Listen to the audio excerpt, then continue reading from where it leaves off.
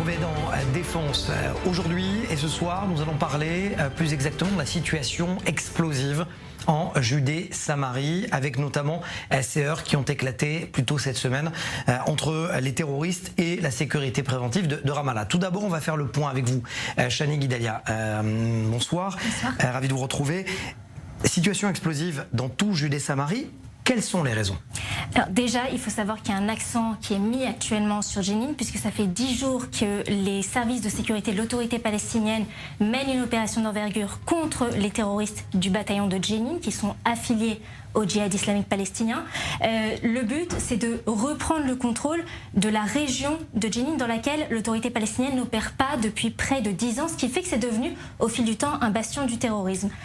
Après des heurts, des affrontements particulièrement intenses, eh bien, les hommes de la brigade de Jenin ont reçu un ultimatum pour remettre leurs armes, faute de quoi ils seraient accusés et poursuivis de trafic d'armes et de conspiration avec des entités terroristes. Le Hamas, de son côté, qui est aussi très présent à Jenin, a appelé à une mobilisation très importante de tous les mouvements et de toutes les factions contre cette opération qui est menée par les services de sécurité de l'autorité palestinienne.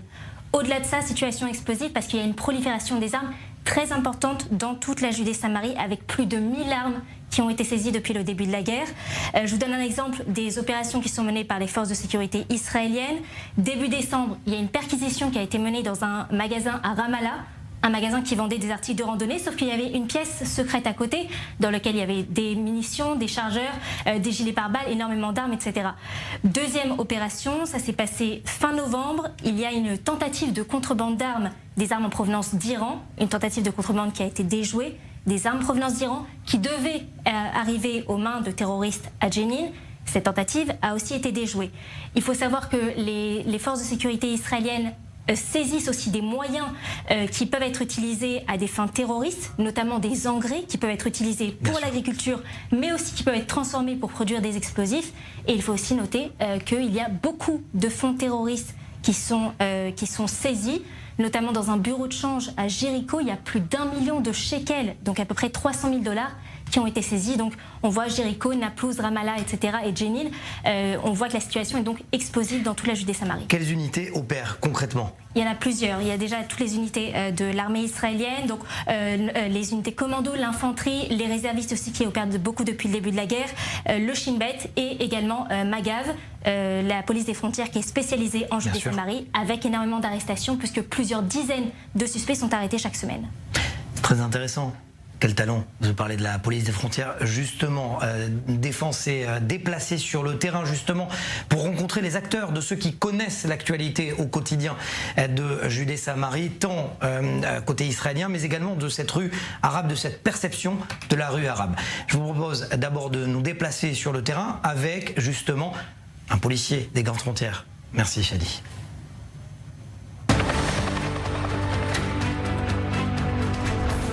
Je suis avec Moshe Dabouche, le superintendant de la police des frontières, le commandant de bataillon de la police des frontières district sud de l'enveloppe de Jérusalem. Il va nous expliquer un petit peu la situation sur le terrain. Merci de répondre à nos questions.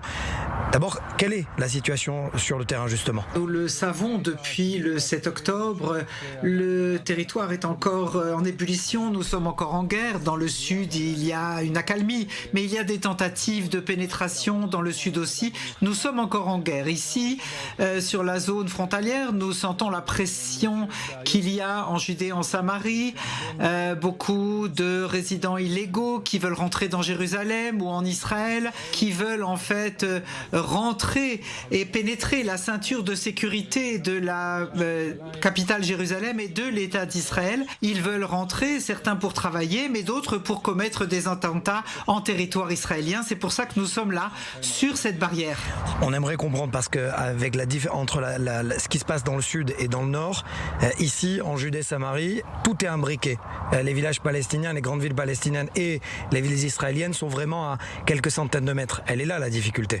Il est exact que les distances soient plus petites que celles d'une frontière, mais en fin de compte, cette ceinture a été construite il y a 20 ans. C'est un système intelligent, une barrière, un mur, une barrière électronique, des équipes, des gardes-frontières qui sont là 24 heures sur 24, 365 jours par an sur cette barrière, et avec des caméras et des observations, nous empêchons toute entrée et infiltration. Ça veut dire quoi que les gardes-frontières font partie de cette guerre, concrètement sur le terrain? D'abord et avant tout, les gardes-frontières ont fait partie intégrante des combats dans le Sud le 7 octobre. C'est les gardes-frontières qui ont participé à des combats héroïques dans le Sud sur certains points, et moi j'ai été aussi en service sur cette zone à l'époque. Donc toute la zone du carrefour de Yad Mordechai était sous ma responsabilité, celle de mon unité à l'époque, et nous faisons partie des combats. En fin de compte, les gardes-frontières, Mishmar HaGvul, sont le gilet protecteur de l'État, parce que nous avons des activités tant en territoire de Judée et Samarie, tant en territoire israélien, avec des arrestations, des activités de renseignement. Ça veut dire que ceux qui viennent de là et qui veulent rentrer à Jérusalem, ils sont obligés de passer par vous, quoi qu'il arrive. Tout terroriste qui essaierait de rentrer dans Jérusalem, en Israël, et passerait par cette barrière, rencontre ou un combattant des gardes-frontières, que ce soit sur la barrière, sur le poste de passage ou dans des patrouilles, toujours. Quand vous voyez ce qui se passe à Jenin, Tulkarem, ça peut se passer également ici à Ramallah et dans tous les environs. Est-ce que ça déclenche automatiquement la sonnette d'alarme chez vous, ici? Nous sommes toujours prêts opérationnellement à très haut niveau, en particulier depuis le 7 octobre. Nous avons des forces dans les localités, tout autour de la barrière. On a des forces importantes sur la barrière. Nous avons des points de contrôle sur les passages. Je ne vois pas que quiconque puisse rentrer, vu la présence importante des gardes-frontières tout autour de Jérusalem. Je vais être un peu dur avec vous, mais on disait la même chose à Gaza. Et pourtant, ça s'est passé. À la suite de ce qui s'est passé à Gaza, je suis certain que là, chez nous, sur ces barrières, nous avons tiré les leçons, nous faisons des exercices, des activités qu'on ne détaillera pas maintenant dans la presse, mais de telle manière que le cas de Gaza ne puisse pas avoir lieu à Jérusalem.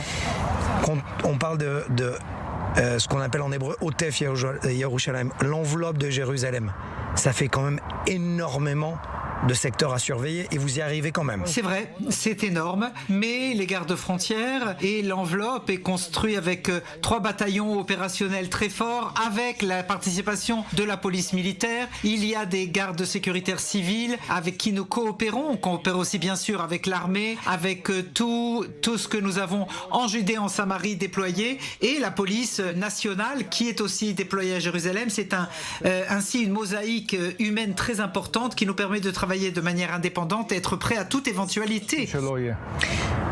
Ce qui s'est passé en début de semaine, avec d'un coup une alerte, avec des terroristes qui potentiellement pouvaient rentrer soit à Tel Aviv, soit à Jérusalem, ça vous concerne immédiatement. C'est ça, finalement, les leçons retenues du 7 octobre? Depuis le 7 octobre, et de manière générale, les gardes-frontières sont toujours prêts opérationnellement. Et en particulier, depuis le 7 octobre, il n'y a pas de doute chez nous, il n'y a pas de zone grise. Il y a en fait, dès qu'il y a une identification ou une alerte, et surtout sur l'enveloppe en question, nous réagissons de manière critique pour empêcher toute menace ou toute crainte. Comment ça se passe? Vous fermez immédiatement la ville? C'est-à-dire que la ville est fermée, cadenas, et c'est tout? Non, c'est pas un cadenas, mais simplement on commence à se parler, on ferme tout de suite les points de passage, on lance l'alerte sur les groupes, on ferme la barrière, et on sait très bien faire notre travail tout autour de Jérusalem. Et justement, Moshe Dabouche, 20 ans, plus de 20 ans que les gardes-frontières sont opérationnels. Il y a eu la deuxième intifada avec les terribles scènes qu'on a vues. Aujourd'hui, il n'y a pas de 100%. Mais est-ce qu'on peut s'y en approcher? Nous faisons le maximum pour assurer 100%, ce n'est pas possible. Mais même s'il y a un petit pourcent ou un risque quel qu'il soit, nous serons là pour l'éviter. Nous faisons tout ce qui est possible pour que ce type d'événement n'ait pas lieu. Nous tirons les leçons de ce qui se passe. Nous sommes en alerte maximale, en particulier sur la zone de Jérusalem, en comprenant la sensibilité du lieu et de l'enveloppe de Jérusalem. Et nous faisons tout ce que nous pouvons et possible pour que cela n'arrive pas. Ce sera ma dernière question. Si jamais le terrain qu'on voit derrière nous explose, ce que personne ne souhaite, mais s'il explose et que du côté de Ramallah ça ne marche plus, ça ne fonctionne plus, la sécurité préventive n'y arrive plus, tout va retomber sur les épaules d'Israël. Quel sera votre rôle?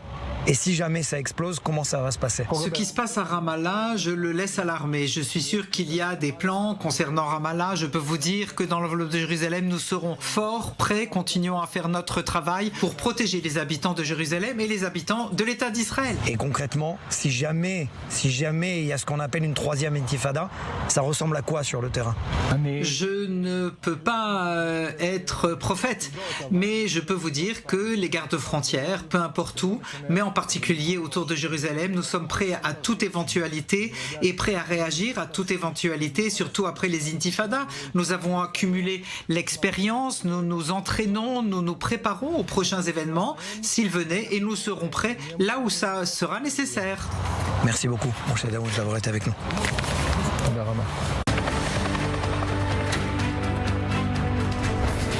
Et en marge de ce qui s'est dit avec cet officier des gardes frontières, je vous propose d'ailleurs de voir le travail incessant depuis plus d'un an et 3 mois d'opérations antiterroristes, notamment l'arrestation de ceux qui commettent des attentats ou qui sont liés à des organisations terroristes. Reportage et sujet de Shani Guidalia, on en parle juste après avec le maire de Ma'ale Adumim. Une situation au bord de l'explosion. Depuis le début de la guerre, les tensions en Judée-Samarie gagnent en intensité.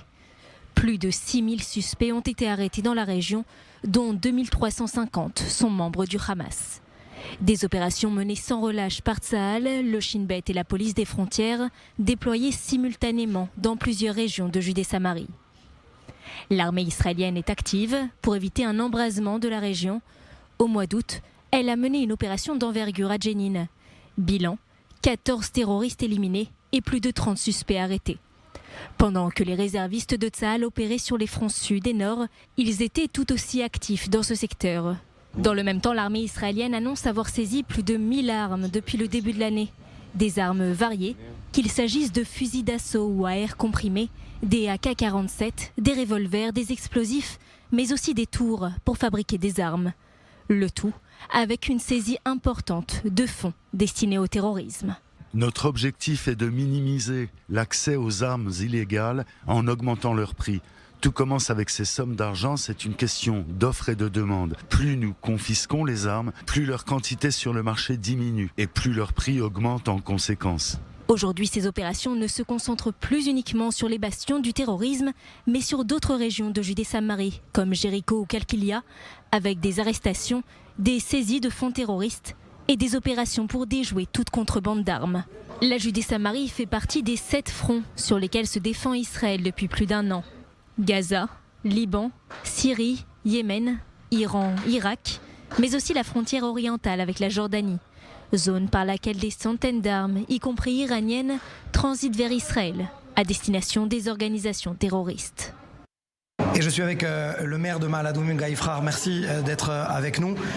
Quelle est la situation sur le terrain? Est-ce que quand vous voyez que ça commence à chauffer du côté du nord de la Samarie, vous êtes inquiet?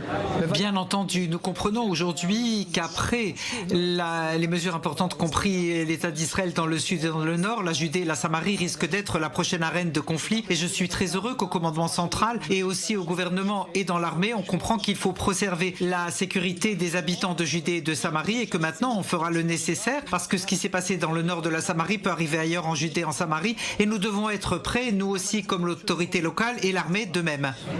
Vous n'êtes pas que maire, vous êtes maire aussi. Il y a une zone industrielle qui emploie énormément de travailleurs qui viennent notamment de Ramallah. Comment ça se passe au quotidien? C'est exact. Nous faisons entrer dans la zone industrielle de Ma'ale Adumim environ 6000 Palestiniens en un jour normal. C'est très important en nombre. Nous avons mis en place un terminal de vérification dans le respect des travailleurs, de manière organisée et respectueuse pour s'assurer qu'ils ne viennent que s'ils ont un permis de travail et qu'ils ne sont pas armés. D'un autre côté, de manière organisée et dans le respect, je ne mentirai pas, cela m'empêche de dormir d'un côté, mais de l'autre, je pense que Salam Fayyad, qui a essayé à l'époque, il a essayé de boycotter l'État d'Israël par les travailleurs en disant aux travailleurs n'allez pas travailler chez les Juifs. Ça n'a pas marché. En fin de compte, ils sont venus et veulent gagner leur vie. Je veux croire que la majorité des gens sont intéressés à faire les choses en bonne et due forme. Mais nous devons être prudents, faire attention, permettre le travail et les tissus du quotidien, mais s'assurer que personne ne veut commettre d'attentats. Vous êtes en contact constant avec les forces de sécurité, les gardes frontières, la police et l'armée? Depuis le 7 octobre et certainement depuis que j'ai été élu, je suis en contact quotidien avec l'armée, avec la police qui est responsable de la sécurité à Ma'ale Adumim. Ça n'est pas comme en Judée et Samarie où la responsabilité sécuritaire c'est l'armée. Ma'ale Adumim et autour de la capitale Jérusalem, la responsabilité sécuritaire c'est la police comme en territoire israélien souverain. Je suis en contact avec tous les commandements de la police et avec l'armée aussi et bien sûr avec mon département local de sécurité pour s'assurer que Ma'ale Adumim restera protégé. Cela me monte le sommeil la nuit. Nous faisons des évaluations permanentes pour protéger nos citoyens. C'est quoi être maire de Ma'ale Adumim et aussi soldat réserviste? Vous avez quasiment 200 jours de réserve derrière vous. Vous êtes aussi commandant. C'est vrai. Depuis le 7 octobre, je suis commandant de réserve et depuis que je suis devenu maire, je ne peux pas évidemment être commandant de bataillon de l'infanterie parce que je dois gérer ma ville et m'en occuper. Je suis heureux d'être maire. Malheureusement, j'ai dû quitter mon bataillon, mais je peux vous dire avec modestie que je comprends un petit peu le sujet et j'investis énormément dans la sécurité. Je fais pression sur le gouvernement et fais tout ce qu'on peut avec les forces locales pour investir et assurer qu'il y ait une vie quotidienne calme et en même temps la sécurité pour la ville et ses habitants. Dernière question, si jamais ça devenait à exploser tout autour, il y a Azaria, il y a Aboudis, il y a Essaouia et tous les villages palestiniens, ça ressemblerait à quoi? À quoi ressemblerait Ma'ale Adumim? Écoutez, aujourd'hui, on parle d'une menace importante à notre écart. Ce serait une tuerie, ce serait plus un simple terroriste, c'est ce que l'on craint. Et donc on s'y prépare. Et le département de sécurité, les forces des gardes frontières, il y a maintenant une nouvelle compagnie qui est mise en place de réservistes qui auront chez eux à la maison tout leur matériel militaire avec leur gilet de protection, donc pour être prêts en cas d'alerte et si c'était nécessaire, en espérant que ça ne sera jamais nécessaire, que les choses vont se calmer et que l'on va revenir à un niveau de calme et de sécurité tel que c'est nécessaire. Toda Rabba, Rocher.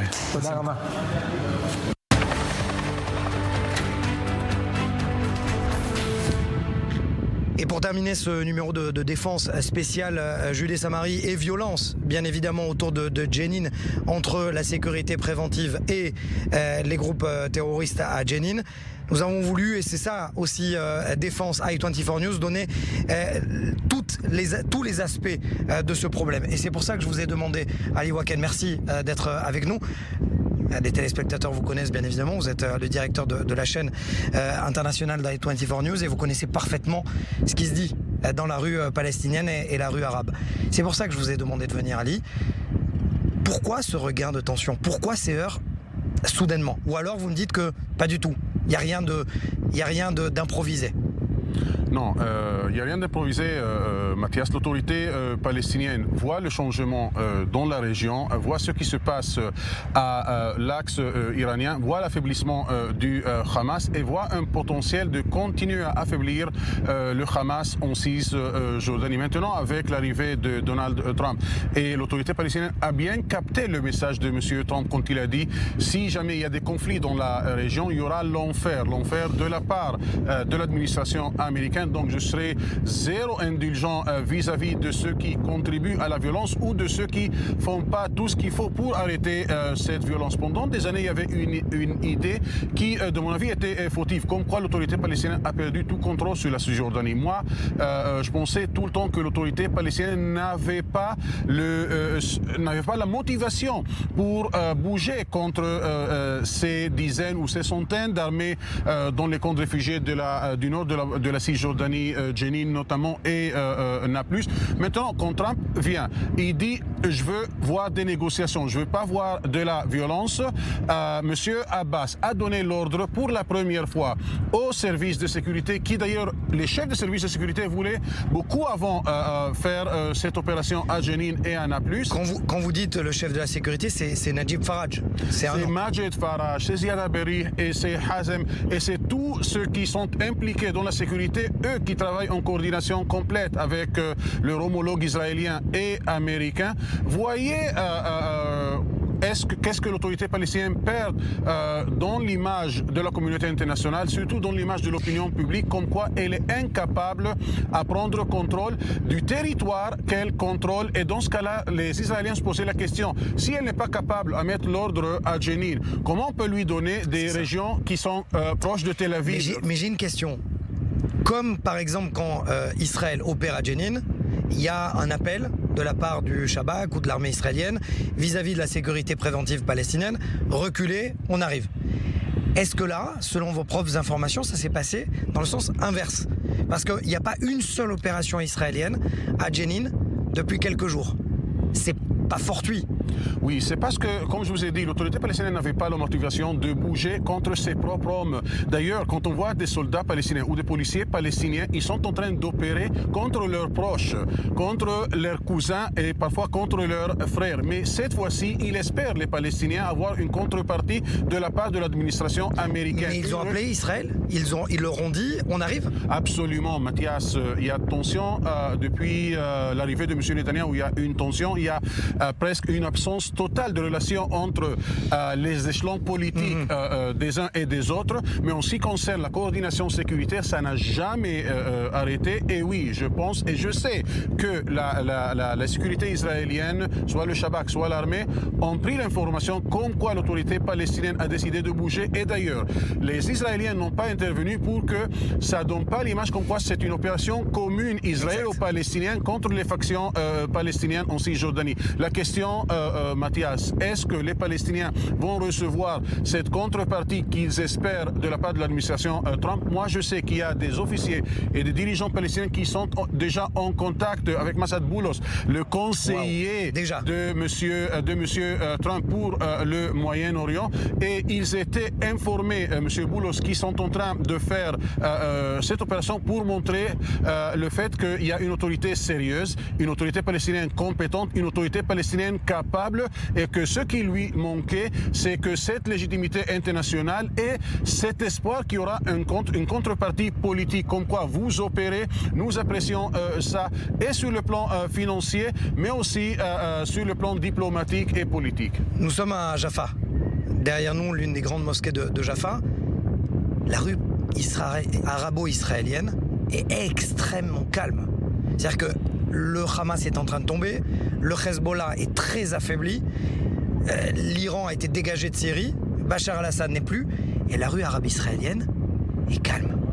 Oui, mais ça c'est encore une perspective qui n'est pas correcte. La rue était calme même avant la chute de l'axe iranien pour deux raisons. C'est vrai que la très grande majorité, ou je dois même dire la quasi-totalité des Arabes israéliens, des Palestiniens vivant en Israël, comme vous voulez les définir, Mathias, soutiennent la création d'un État palestinien. Mais cette majorité, elle le soutient à côté de l'État d'Israël et pas à la place de l'État d'Israël. Ce qui signifie que d'un côté, cette communauté s'identifie avec la cause palestinienne, elle s'identifie avec la volonté des Palestiniens à l'autodétermination, mais la très grande majorité ne s'identifie pas avec certains moyens violents qui ont été, et ce n'est pas certains moyens violents, on a vu la violence dans le cadre de ce conflit. Ali Waked, j'ai une dernière question, assez rapidement si vous pouvez. Est-ce que On parle très souvent, vous et moi, très souvent dans les couloirs d'I24 News, de cette potentielle troisième intifada, de l'explosion qui pourrait arriver. Et selon la plupart des experts, disent la même chose. Une fois que le sud, le nord et le prochain conflit, le prochain front, c'est le front est, soit à l'intérieur des territoires, soit à la frontière jordanienne. Est-ce qu'il se trompe ou pas? Mathias, vous venez de parler de troisième intifada, donc il y a eu une première et une deuxième.